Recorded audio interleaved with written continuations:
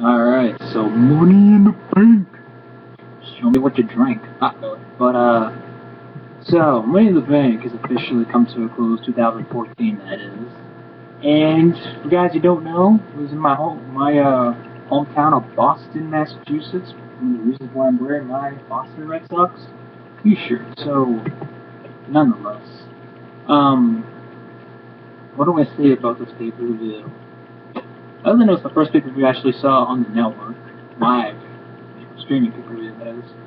But overall, this pay-per-view was, I'm not gonna say it was horrible. I'm not gonna say it was great. I'd say it was okay. It was a decent pay-per-view. You know, there were some moments that I was just like, damn. And then there were just moments where I just sat there going, oh god, why? And there's actually one match in particular that actually wasn't as bad as I thought it would be. And I'll get to that later. But we'll kick off with the Tag Team Championships match between Luke Harper and Eric Rowan of the Wyatt family versus the Usos, the Shield, for the tag team titles. Very good match, very good opening contest. Honestly, thought several times that Luke Harper and Eric Rowan become the new tag team champions. I think a lot of people had them as the favorites. But the Usos came out in the end and became, they had like back-to-back, Frog Splash first with Jimmy, then it was Jay. So that was kind of cool there. But overall, a really good, really entertaining tag team match. So, what can I say? It was a very good opening match. And I honestly thought maybe back my man, maybe the Wyatts, Luke Harper and Eric Rowan, maybe they would become the new tag team champions. But I guess WWE really wants to wait till the Ascension drops the NXT tag titles and NXT so they can call them up and murder the hell out of the Usos. I keep saying it for a reason, guys. Don't believe me? Just wait in a few months. Alright, so we move on to the Divas Championship match between Naomi versus Paige. And thank God, this match got over 5 minutes. But this match was like 7 minutes long. So, it got a decent amount of time. It wasn't too long, wasn't too short. It got a decent amount of time. And the match itself, due to the decent amount of time it got, was a good, entertaining women's match. There's plenty of times Naomi got the win, looked like she was going to get the win here. She did very well. Paige, of course, did very well. These women just had very good chemistry with each other. There was at one point, though, that I believe Naomi was on top of the turnbuckle and Paige was, about to suplex her, and they just fell outside. And I was like, oh my gosh, that just screamed out botch. But, for a botch, that actually looks pretty good for a, so, but nonetheless, Naomi, she hit the rear view and she hit that one move. I forget what she called it now, but Paige kicked out and Paige countered with the big DDT 1, 2, 3. Paige is still Divas champion, which was pretty good. The only negativity I have with this match would be them going on camera. Like, it seemed like every minute they were zooming in on camera, and I get it. Obviously, more and more cameras looking like a heel, like she was cheering when Paige won, and they're splitting up the Funkadactyls. I understand that. But seriously, you have to zoom in on a freaking pointless little bitch that no one freaking cares about. Okay, here are two women that actually wrestle, and Naomi and Paige. They got Cameron, who is annoying as hell, and like, can't wrestle for shit. And yeah. Goodbye. So then we go to Adam Rose versus Damian Sandow. Yeah, God, to think of it last year, Damian Sandow won Money in the Bank. And then he comes out as Paul Revere. Surprised the announcers didn't say the British were coming just because Adam Rose has a British gimmick. A British party boy gimmick, aka take him to the group. So anyways, Adam Rose versus Damian Sandow. It's good to see Rosita as one of the Rosebuds. The internet. But anyways, this match, just filler, really. Just, what's to say? Adam Rose wins. Yeah. Hey, by the way, I like how they had the freaking Money in the Bank video. Like freaking, what was it? Oh, the first Money in the Bank match. Paige wasn't even in high school. I cracked up at that. I have no idea why. I just did. And again, more and more reminds you how creepy just from when I was checking out her house. And again, supposedly she checked out his as a joke on Twitter. Anyways, finally, by far, match of the night. Seth Rollins, RVD, Jack Swagger, Dolph Ziggler, Kofi Kingston, Dean Ambrose, no bad news there due to injury. Yes, I'm talking about the Money in the Bank contract ladder match. Very entertaining match. By far the best ladder match of the night, and I'll get to that later. But it was just great. All these guys did well. Swagger looked good for most part. Looks good. He had his. Everybody had their own moments, really. Kofi Kingston had his typical boom, flying over the place. Ziggler looked strong for the most part. Swagger had his moments. RVD, RVD was in control for I think for like 1 or 2 minutes in this match, like straight. He was taking everybody out.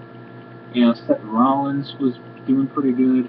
And then at one point in the match, Dean Ambrose, he did a suplex off the ladder from Seth Rollins, a really, really high ladder. It looked just like a regular ladder, the super high ladder they had tonight.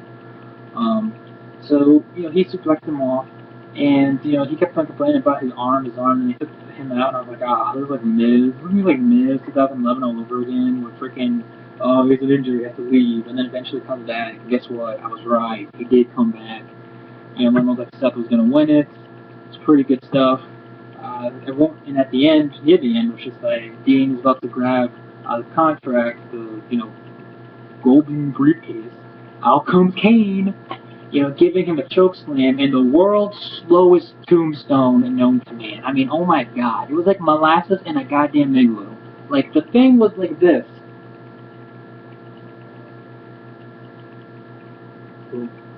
Like that's how slow it went. Jesus, like I could have made a birthday cake, gave it to like freaking Mother Teresa's long lost freaking cousin, long lost niece, alright? And then he'd still be going for that tombstone. Like that's how long it took. Like, jeez, man. But anyways, Kane holds up the ladder, Seth Rollins wins, and I'm sitting here going, what the fuck? Like I saw it, and I saw everyone rage on Twitter too, because it was a good match. Don't get me wrong, the match was good. The right guy won, Seth Rollins. You can even say, maybe Dean Ambrose, even though I'm sure Ambrose and Rollins are probably going to feud still. Maybe feud for the briefcase, the possibility, who knows. But the way that he won, and I get it, he's supposed to be heel, he had to help somebody else, had to help him.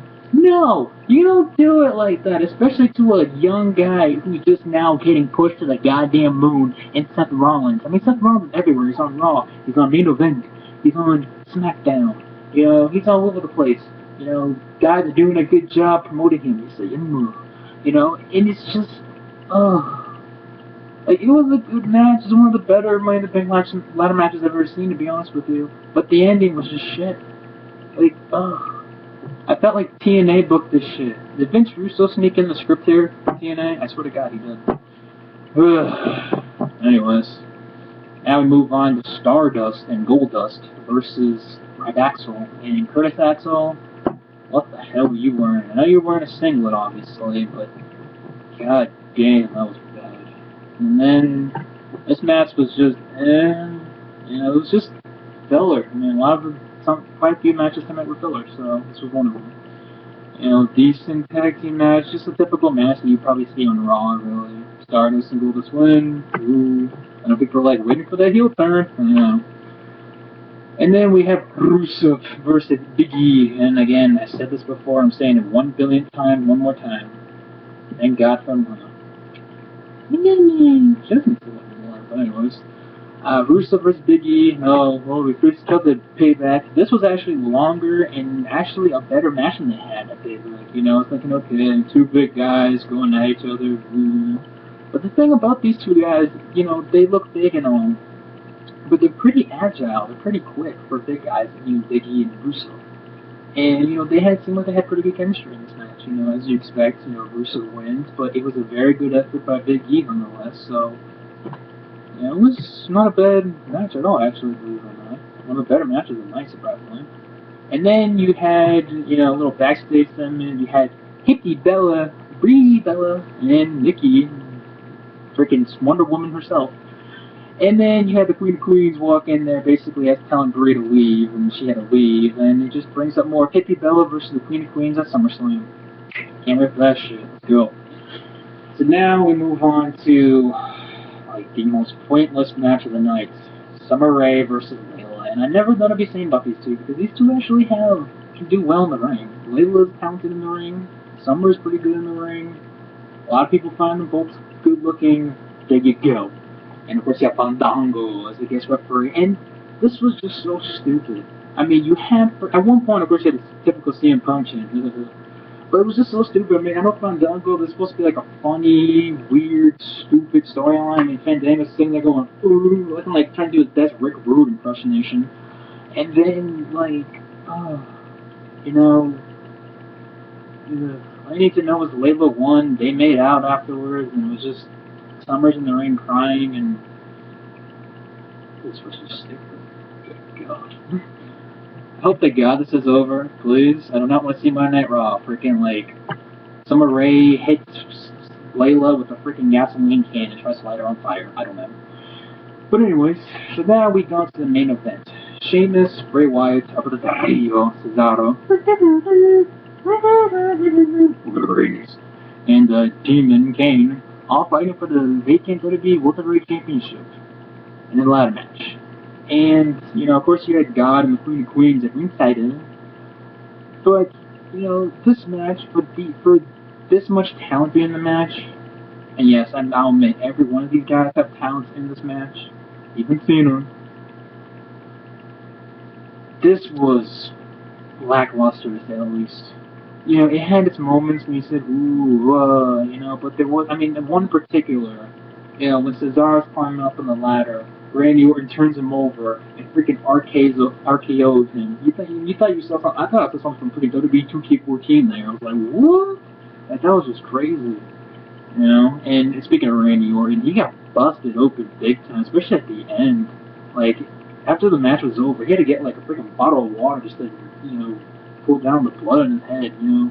He has to make it a big deal about blood because, God forbid, you know, when was the last time we saw blood on a pay-per-view in WWE? But nonetheless, you know, the match was just, it was mediocre. Like, it was, but the amount of names, good names there was in this match, it was a disappointment. You know, and I'm not saying because of the ending. Right? Before anyone criticizing me, oh, you're saying that because of the ending. No, I'm not saying that because of the ending. I'm saying it because it was mediocre overall. Like, yes, everybody had their moments where they all hit their finishers, whatever, and it was okay. But that was all it was, an okay World Heavyweight Championship match, and that was your main event. You know, I don't want to sound biased here, but Boston usually has one of the better, at least in my honest opinion, better, you know, wrestling crowds. I'm not saying they're as good as New York, they're as good as Chicago, good as LA, those big, you know, really popular wrestling crowds. But, you know, they were just kind of, I mean, okay, when freaking the announcers tried to, you know, Cole, JBL, and Lawler try to shove it down your throat. Oh, this is John Cena's hometown. And every time someone beat the holy hell into John Cena, they're kind of, yay, and then whenever Cena got up, ooh. Like, I'm telling you, Boston hates Cena. Everyone thinks I'm crazy for saying this, but no, it's true. We do not like John Cena. But yeah, so as you probably guessed, anyways, the ending of them, and I believe I'm surprised God did not screw Roman Reigns in this match. I thought he was going to get up there, pull him down, pedigree him all the way down to hell, and that was it. But I guess put the weights of Battleground for that, huh? So, you know, you have Orton and Cena being the last two guys. You know, Orton Cena does the AA on Kane because Kane was trying to help Orton win by holding the ladder like he did with Rollins. Cena hits the AA on freaking Orton. Cena climbs up 15 times world champion. So we're gonna have Orton versus Cena again at Battleground, right? So that we could have Cena drop it to Brock Lesnar at SummerSlam, right? I mean, I understand that they want to have a big money-making match at probably arguably their second biggest pay-per-view of the year in SummerSlam. I understand that. And WWE's all about the money, it's obvious. We've known that for God knows how long. But it's still, the son of a bitch is one more world title win away for breaking the great, legendary, Hall of Famer legend, Ric Flair. Woo! Damn. Anyways, what you got the pay-per-view? I'll tell you what I thought.